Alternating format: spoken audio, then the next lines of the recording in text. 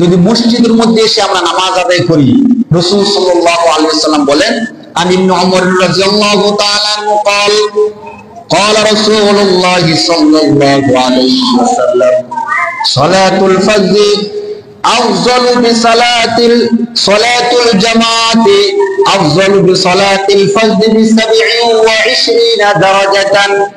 বুখারী শরীফের হাদিসের মধ্যে আসছে যে একাকী নামাজ আদায় করা আর জামাতে নামাজ আদায় করার মধ্যে পার্থক্যটা কি? রাসূল সাল্লাল্লাহু আলাইহি ওয়াসাল্লাম বলেন যে জামাতে নামাজ আদায় করা একাকী নামাজ আদায় করার থেকে 27 গুণ বেশি সওয়াব পাওয়া যায়। সুবহানাল্লাহ। জামাতে নামাজ আদায় করা ফায়দা কি? সালাতুল জামাআতি আফজালু মিন সালাতিল ফজর ব27 দারাজা।